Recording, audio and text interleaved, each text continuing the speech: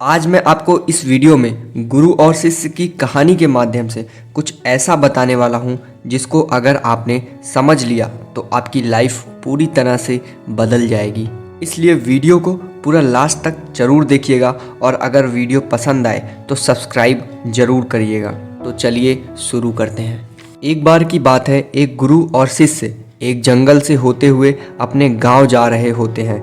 अंधेरा काफ़ी हो चुका था। शिष्य ने अपने गुरु से कहा कि गुरुजी, रात काफ़ी हो चुकी है, अगर आप कहें तो आज की रात यहीं आसपास किसी गांव में गुजार लें। गुरु ने हाँ में अपना सिर हिलाया और वो लोग पास के गांव में एक छोटे से घर के पास जाकर रुक गए। शिष्य ने घर का दरवाजा खटखटाया, तभी उस घर से एक गरीब आदमी बाहर आया। तो गुरुजी ने बोला, हम अपने गांव जा रहे थे, लेकिन काफ़ी रात होने की वजह से हमने इसी गांव में रुकने का सोचा।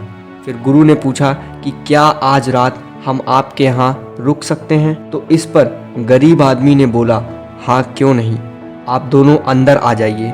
जैसे ही गुरु और शिष्य उस घर के अंदर गए, उन्होंने देखा कि उस आदमी के घर में बहुत ज़्यादा गरीबी थी। थोड़ी देर बाद गुरुजी ने उस आदमी से पूछा कि तुम क्या करते हो?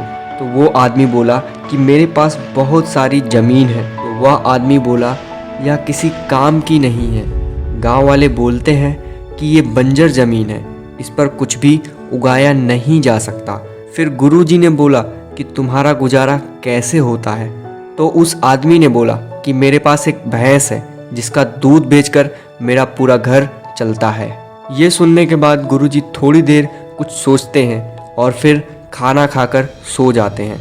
लेकिन जब रात में सब लोग सो रहे होते हैं, तब गुरुजी अपने शिष्य को उठाते हैं और उस गरीब की भैंस ले जाकर जंगल में छोड़ देते हैं। उनका शिष्य, जो कि ये सब देख रहा होता है, उससे रहा नहीं जाता और वो अपने गुरु से पूछता है कि गुरुजी, कहीं आप ये गलत तो नहीं कर रहे हैं? क्योंकि उस आदमी की रोजी रोटी इसी भैंस की वजह से चलती थी। तो गुरुजी अपने शिष्य की तरफ देखते हैं और बिना कुछ कहे मुस्कुराते हुए आगे बढ़ जाते हैं। इस बात को करीब 10 साल गुजर जाते हैं और जो शिष्य था अब वो बहुत बड़ा गुरु बन चुका था। तो एक दिन वो उसी रास्ते से गुजर रहा था, तो उन्हें उस गरीब आदमी की याद आती है और वो सोचते हैं कि मेरे गुरु ने उस आदमी के साथ अच्छा नहीं किया था, मुझे एक बार चलकर देखना चाहिए कि वो आदमी अब किस परिस्थिति में है। वह शिष्य उस गांव की तरफ चल देता है जहां उस गरीब आदमी का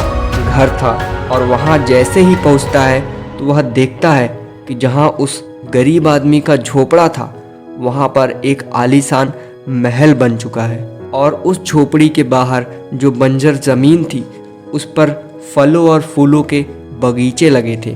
तभी दूसरी तरफ से उस घर का मालिक आता है और शिष्य उसे देखकर तुरंत पहचान लेता है और उस आदमी से बोलता है कि तुमने मुझे पहचाना? आज से लगभग 10 साल पहले मैं अपने गुरुजी के साथ यहाँ आया था और एक रात के लिए आपके यहाँ रुके भी थे। वह आदमी उन्हें पहचान लेता है और बोलता है कि उस रात आप लोग कहाँ चले गए थे? उसी रात मेरी भैंस भी कहीं चली गई थी, तो मेरे पास कोई रास्ता नहीं था, तो मैंने अपनी बंजर ज़मीन पर मेहनत की, फसल बोया और फसल उग आई। फिर उसके बाद मैंने यहाँ फूलों और फलों के बगीचे लगाए, जिसकी वजह से आज मैं अपने गांव का सबसे बड़ा और सबसे अमीर आदमी बन चुका हूँ। अगर उस दिन वो भैंस गायब नहीं हुई होती तो शायद मैं इतना अमीर और इतना कामयाब नहीं बन पाता। ये सुनने के बाद शिष्य समझ चुका था कि उसके गुरु ने क्यों वो भैंस चुराई थी। दोस्तों, इस कहानी से हमें 2 चीज़ें सीखने को मिलती हैं। पहली ये कि हमारे अंदर बहुत सा ऐसा टैलेंट छुपा हुआ है जिससे हम अपनी लाइफ में बहुत सक्सेसफुल बन सकते हैं, लेकिन हमें कोई ना कोई चीज़ रोक रखी है। वो हो सकता है हमारी फैमिली हो सकता है हमारी जॉब हो, या फिर कुछ और हो सकता है। इसलिए आप पता लगाइए, ढूंढिए, कहीं आपके पास भी उस भैंस जैसी कोई चीज़ तो नहीं जो आपको आगे बढ़ने से रोक रखी है।